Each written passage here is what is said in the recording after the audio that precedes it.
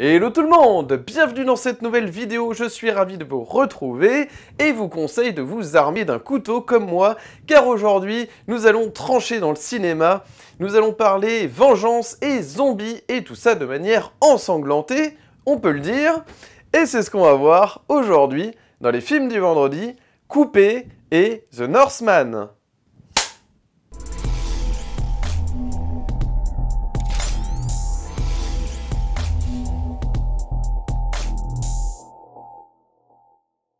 Salut à tous et bienvenue dans les films de vendredi. Aujourd'hui il va être question de vengeance et de zombies, et tout ça de manière ensanglantée puisque je vais revenir sur Coupé, la nouvelle comédie de Michel Hazanavicius, ainsi que The Northman de Robert Eggers.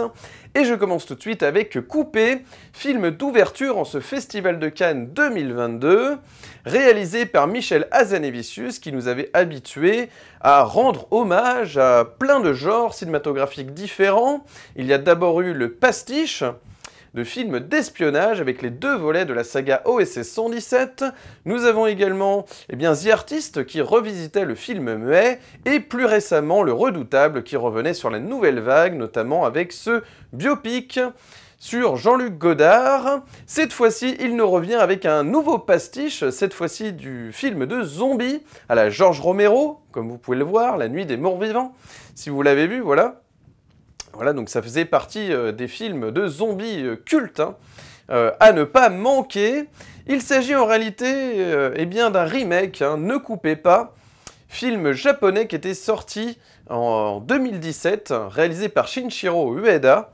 Cette fois-ci, Michel Hazanavicius propose sa vision, sa relecture quelque part de ce film, même si il se base quasiment scène par scène sur le film d'origine, à tel point que même le personnage principal est vêtu de la même façon. Il a cette chemise à fleurs un peu kitsch, portée par Romain Duris, qui interprète donc ce réalisateur de films. Vous le verrez, il produit des vidéos institutionnelles ou d'entreprises, et puis finalement il va se retrouver sur ce projet, puisqu'il va être embauché par Madame Matsuda, interprétée par Yoshiko Takehara, qui est l'actrice, la seule actrice qui était dans le premier film, dans le film d'origine, et qui revient. Donc c'est plutôt intéressant de voir ça, de constater ça. Alors, le concept du film, je peux pas vous le révéler vraiment, parce que sinon ce serait gâcher le plaisir. En revanche, voilà, je peux vous raconter un peu comment le film démarre. Il faut vraiment que je vous parle vraiment de la première partie du film, parce que la seconde va anéantir tout effet de surprise. Donc ce serait vraiment dommage. Mais voilà, donc dans un premier temps, voilà, le film commence, vous êtes in medias res dans un film de zombies, vous ne comprenez pas vraiment pourquoi, et donc vous avez cette image sépia jaunâtre qui était absente dans le film d'origine. Là vraiment, on a un travail sur l'image volontairement crasseux, mais maîtrisé par Hazanavicius, qui nous permet vraiment de rentrer dans la fiction, de bien s'imprégner en fait des différentes séquences du film. Un film dans le film, vous verrez, c'est cette mise en abîme que nous propose Hazanavicius. Et donc voilà, moi, je vous le dis d'emblée, quand j'étais dans la salle, j'étais un peu perturbé parce que je ne connaissais pas le film d'origine, donc je ne connaissais pas non plus le concept, puisque le synopsis du film ne vous permet pas de comprendre réellement quel est le sujet du film. Donc voilà, j'étais là devant un film de zombies, un peu nasbrock, et je me demandais quand est-ce que ça allait finir, en gros, au bout d'une demi-heure, trois quarts d'heure. Et en réalité, un second film démarre à partir de la deuxième partie du film. Donc je ne vous en dis pas plus, mais tout le début va être important finalement. Le début sert vraiment à vous concentrer sur le film, vous imprégner du film fictionnel, quelque part, voilà, que vous propose Hazanavicius dans son ouverture. Donc voilà, donc je me disais, les blagues tombaient un peu à plat, parce que je me disais, mais pourquoi c'est aussi naze, etc. Et justement, c'est simplement que vous devez retenir ce qui se passe au début, puisque dans la seconde partie, c'est là que tout va être intéressant. Donc voilà, je n'en dis pas plus, ce serait vous gâcher le plaisir, mais sachez que Hazanavicius, voilà, a réussi son pari de revisiter, de rendre hommage au film de zombies à la George Romero à travers un remake d'un film qui faisait lui-même le pastiche des comédies, c'est une comédie horrifique, mais lui-même un pastiche des films de zombies. Donc voilà, il a trouvé le bon créneau, je trouve. Voilà, alors c'est vrai que on pourrait dire c'est un peu touchy de faire des remakes, et notamment on pourrait lui reprocher même de faire un remake avec un film qui est plutôt récent, qui est pas si vieux que ça. Donc voilà, ça aurait pu être un peu compliqué, et finalement, vu que le film est méconnu en France, d'une part, et de deux, Hazanavicius injecte son talent de plasticien de l'image, quelque part, ça rajoute, en fait, ça rehausse même le film d'origine, je trouve personnellement.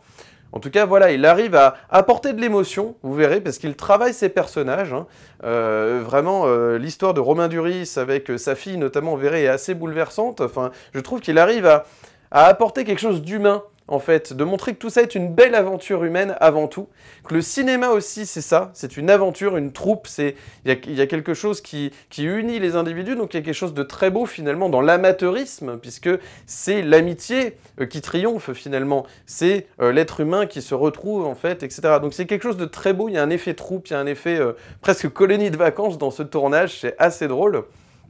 Donc vraiment, voilà, je pense que vous allez être séduit par le dispositif.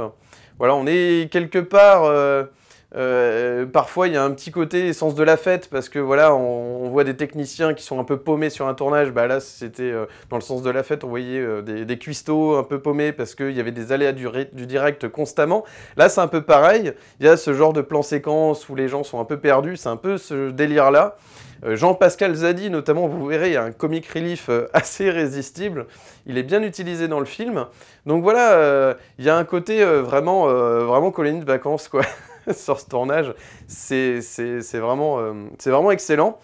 Alors, Romain Duris, donc, incarne donc un cinéaste hein, qui est chargé de réaliser donc un film de zombies.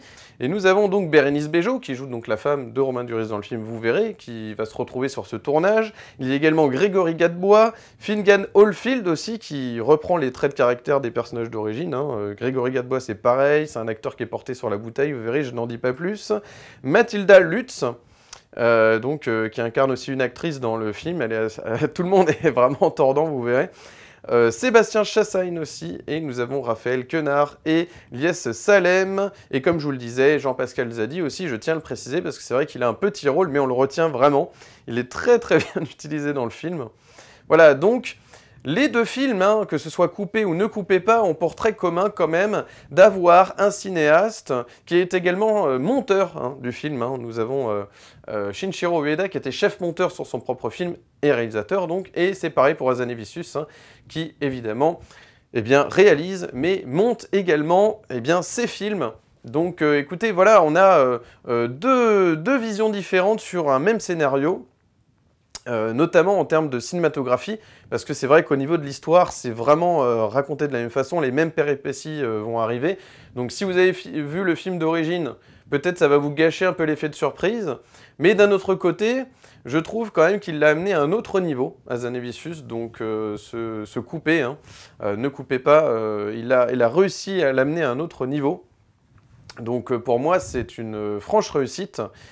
D'autant qu'on retrouve un Hazanavicius avec un cinéma un peu plus brut. Vous voyez, ça nous rappelle l'époque où il avait cette fougue très prononcée, hein, avec sa classe américaine, avec ses détournements à tout va. Voilà, son but était de faire des pastiches, donc des parodies hein, sur des montages de films avec des voix off. Il changeait les voix des personnages, etc. Il faisait des grandes parodies. Hein. C'était quelqu'un qui était vraiment dans la parodie à ses débuts.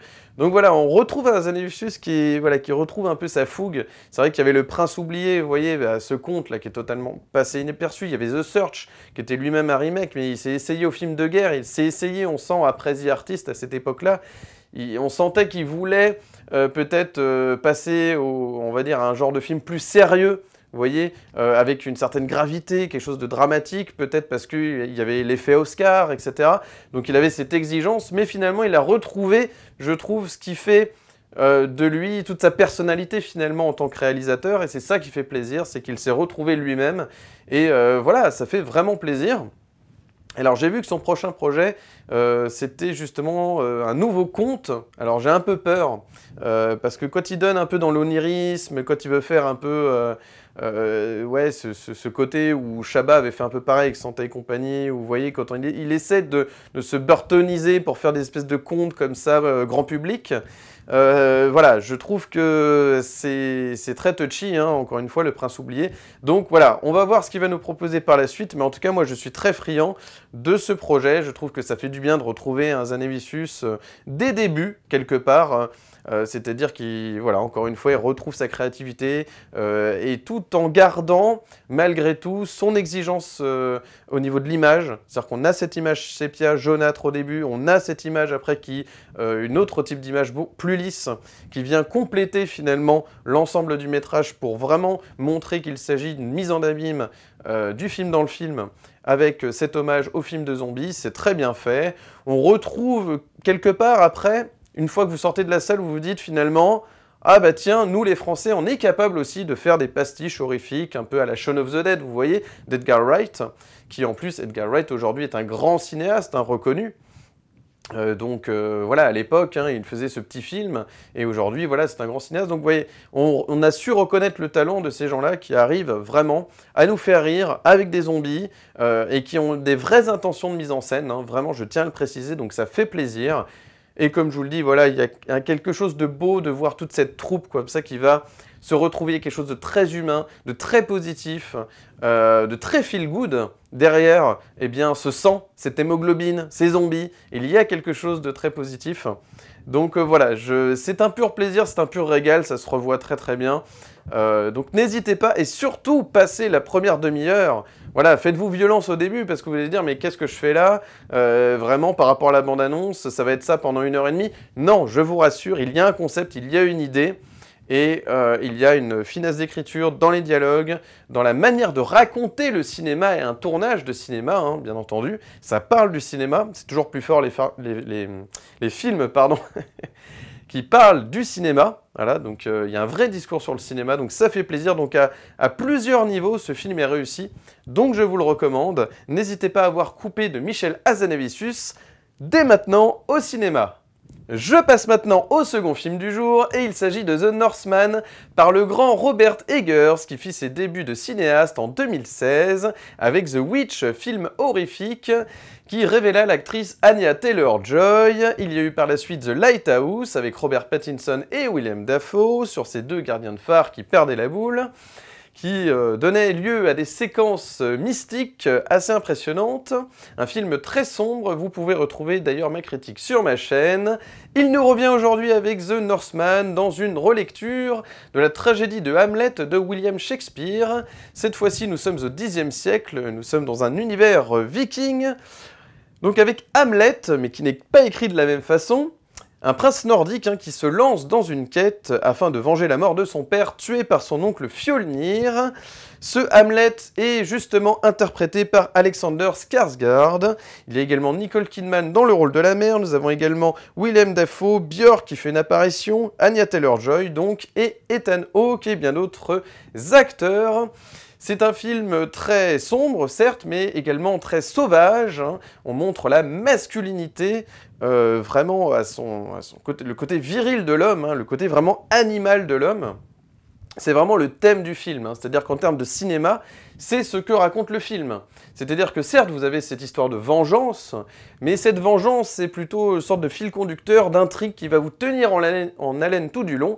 Mais le film a une deuxième couche, c'est qu'il vous parle de ce côté masculin, cette quête de virilité, vraiment cet apprentissage, cette pédagogie autour de l'homme qui doit devenir vraiment, voilà, s'endurcir pour devenir un homme, voilà, depuis le tout jeune âge. Donc cet endoctrinement, quelque part, cette éducation, eh bien nordique, viking, vraiment, qui est vraiment impressionnante. Alors, c'est vrai que les critiques sont un petit peu partagées parce que c'est vrai que ce scénario, bon, à part cette vengeance, il n'y a pas grand-chose. On pourrait dire qu'effectivement, il n'y a pas grand-chose d'autre que, eh bien, voilà, un jeune garçon qui voit son père mourir sous ses yeux et qui va devoir le venger. Et effectivement, donc, celui qui a assassiné son père, c'est son oncle. Donc, il va traquer son oncle pour l'assassiner. Et voilà, vous vous dites pendant 2 heures, ça va être ça. Et quand est-ce que finalement, vous attendez le moment, ça peut arriver n'importe quand, où finalement, eh bien, Hamlet va avoir, eh bien, réussir à se venger. Et en fait, voilà, il y en a qu'on considérait que c'était un petit peu maigre, en fait, au niveau scénaristique, parce qu'il n'y avait que ça. Moi, je trouve quand même que le twist, je n'en dis pas plus, mais vous aurez un twist final, enfin, dans les dernières minutes du film, qui est quand même à saluer. Et je trouve notamment aussi sur son esthétique, sur tout ce qui a été fait au niveau visuel, est remarquable. Alors évidemment, c'est tout le problème quand on mise énormément sur l'esthétique, hein, vraiment. C'est parfois d'en oublier le scénario, comme ça a pu être le cas pour ma part sur ce que, voilà, ce que j'ai un peu déploré dans Last Night in Soho, par exemple, d'Edgar Wright, qui est un plasticien de l'image, qui est quelqu'un de formidable, où il y avait justement déjà Anya Taylor-Joy. Et vraiment, voilà, elle est vraiment toujours cette actrice, de toute manière, dans des films très esthétiques, hein, vraiment, c'est sa patte aussi, elle, en tant qu'actrice, de se mettre dans ce genre de projet. Et c'est vraiment, elle est vraiment très très douée hein, dans cet exercice, hein, bien sûr, elle est vraiment, voilà, à saluer, hein, sa prestation est vraiment à saluer. Donc les acteurs sont au top, il n'y a aucun problème là-dessus, c'est vrai, après c'est plus le cinéaste de se demander, dans sa mise en scène, est-ce que c'est suffisant voilà, d'emmener un héros d'un point A à un point B pour aller se venger et en gros zigouiller quelqu'un et donc vous êtes là-dessus pendant 2 heures. Est-ce que c'est suffisant?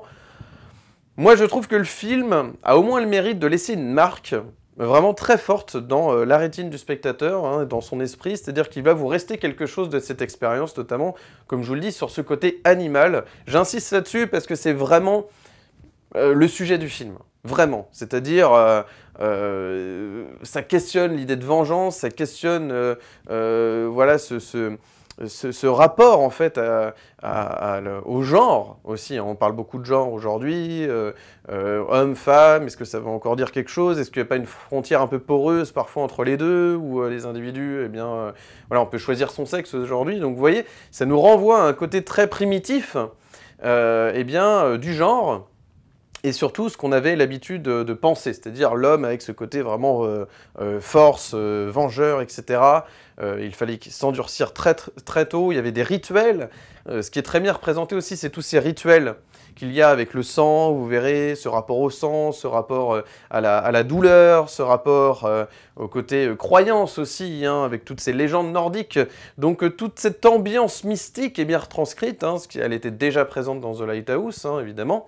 Mais voilà, il continue sur cette voie-là et je trouve qu'au moins, il reste cohérent dans sa démarche, dans sa patte cinématographique. Donc je trouve que Robert Eggers, quand même, arrive à nous faire accepter son cinéma. Voilà, il n'y a pas d'autre prétention de toute manière, je pense personnellement, que de faire en gros voilà, un film hollywoodien de bonne qualité, un film qui flirte un peu avec le genre mainstream, certes, mais avec quand même une base qui est quand même assez solide, c'est-à-dire cette tragédie d'Hamlet, voilà. Après, on n'est pas non plus sur un développement très littéraire, hein, bien entendu, hein, du sujet, vous avez bien compris, hein, c'est pas une adaptation shakespearienne, très fine, hein, on est dans quelque chose de très brutal, on est dans quelque chose du film vraiment une épopée, vous voyez, vengeresse comme ça, une épopée historique, donc on est dans quelque chose aussi où il y a beaucoup de scènes de bataille, donc ça nous rappelle un petit peu un cinéma un peu plus grand public, d'exploitation, vous voyez, mais ça flirte entre les deux, c'est-à-dire qu'on est sur un film purement box-office, action, etc., film d'aventure, et en même temps avec cette volonté autorisante de nous faire vraiment réfléchir sur le côté masculin, ce rapport vraiment avec eh bien, les liens du sang, justement, parce que même au niveau de la famille, hein, évidemment, on pense parfois venger des personnes, est-ce qu'elles en valent vraiment la peine? Est-ce que c'est pas plus compliqué que ça? Est-ce que vraiment on comprend tout ce qui se trame finalement dans notre propre famille, etc. Donc voilà, il y a quand même ce genre de choses. Alors vous allez me dire, Robert Eggers n'apporte rien de nouveau sous le soleil, bien entendu, Shakespeare avait tout écrit avant, il n'y a rien d'extraordinaire finalement, de plus, il n'y a pas forcément de plus-value. En revanche, moi ce que je souligne, c'est que vous voyez, il y a beaucoup de succès comme Game of Thrones, tout ça. Je trouve que, bon, je pense qu'il y a des personnes qui aiment la série Game of Thrones qui vont se retrouver dans l'esthétique, dans la manière d'amener son sujet. Emilia Clarke, Anya Taylor-Joy sont un peu utilisées de la même manière dans le film. Vous verrez, il y a des codes d'aujourd'hui qui vont se retrouver. Mais je trouve que ce qui est intéressant, c'est de montrer ce côté vraiment nordique. C'est pas tous les jours qu'on voit ce genre de cinéma quand même sur grand écran. Et encore aujourd'hui, c'est vraiment très bien retranscrit. Alors je sais qu'il y en a qui ont déploré parmi les critiques la scène finale en disant que voilà, il y avait un côté un peu kitsch. Bon, moi je trouve que ça marche, Je dis pas que c'est le film le plus fin de Robert Eggers, je pense que ça restera The Witch, clairement, et The Lighthouse. bon, annonce ce qui va se passer dans The Northman, on va rentrer dans quelque chose de plus en plus facile, peut-être. Mais oui, bon, The Lighthouse, c'est quand même assez fin.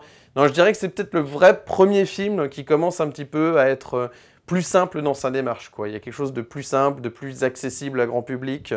C'est certainement d'ailleurs son film le plus accessible pour un large public. Mais c'est pas si mal parce que ça amène quand même, notamment avec ces scènes, vous verrez, il y a quand même des scènes mystiques, hein, de rêves, un peu bizarres, notamment, enfin, on sent que ça parle de la descendance de Hamlet. Voilà, il y a des séquences assez spéciales, hein, vous en conviendrez, mais je trouve que ça apporte quelque chose, ça apporte une ambiance. Il arrive vraiment à instaurer une ambiance, quoi. C'est-à-dire que c'est déjà énorme pour un cinéaste d'arriver à instaurer une ambiance, et notamment singulière, c'est-à-dire que c'est vraiment l'ambiance à la Robert Eggers, vous voyez. Et c'est déjà énorme, voilà. Après, évidemment, l'histoire en elle-même n'est pas plus passionnante que ça. Bon, très bien. Après, c'est bien rendu, les acteurs donnent tout ce qu'ils peuvent. J'ai vu que parfois, aussi, c'est pareil, il y a des critiques qui déploraient un peu le jeu de Nicole Kidman. Bon, moi, j'ai trouvé très correct, hein. Non, au contraire, j'ai trouvé plutôt... Moi, je trouve que les acteurs sont plutôt bien mis en scène, bien dirigés. Donc non, moi, globalement, écoutez, pour moi, ça fonctionne. Et puis, il y a quand même une complicité entre Hamlet et donc cette jeune femme, cette jeune esclave, hein, incarnée par Anya Taylor-Joy, qui va quand même être... qui va vous permettre, en tant que spectateur, de quand même aller jusqu'au bout. Hein, vraiment, c'est ça, il y a quand même un minimum plus d'humain que dans un film à l'Asie revenante. Voilà, je donne un exemple, hein, mais de film facile. Pour moi, c'est clairement mettre un acteur dans une situation de survival qui va faire en sorte, forcément, qui va le pousser à, en tant qu'acteur, à sortir des choses incroyables, d'où l'Oscar. Bon, voilà, pour DiCaprio à l'époque, souvenez-vous. Je trouve que voilà, il y avait plus de facilité. Non, là, vraiment, je trouve qu'il y a quand même une démarche de faire un vrai film de viking, puissant. Voilà, on a un côté vraiment... vous voyez, il y a une certaine époque, on avait des grands péplums, voilà. Bah là c'est pareil, ça pourrait être un filon, en fait. Ce que je dis, c'est que vraiment, ça pourrait être un filon aujourd'hui de faire ce genre de film qui met en scène comme ça, voilà, comment dirais-je, des côtés mystiques, nordiques, avec ces contes nordiques, ça pourrait donner des grandes épopées, vous voyez, même peut-être des grandes sagas, mais autorisantes, et ce serait pas mal, je pense que ça pourrait être intéressant. Voilà, en tout cas, l'expérience va vous marquer. Voilà, je pense que l'expérience va vous marquer. C'est clairement un exercice de style, je le répète, c'est un exercice de style, clairement, mais le pari est tenu. Et le résultat est là. Et comme vous connaissez ma devise, prenez les films pour ce qu'ils sont.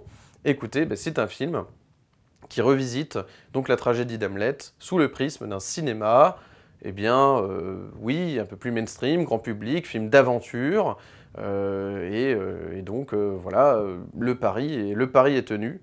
Vous voyez, c'est comme d'autres films, par exemple dans le film de guerre, 1917, hein, je le donne souvent en exemple.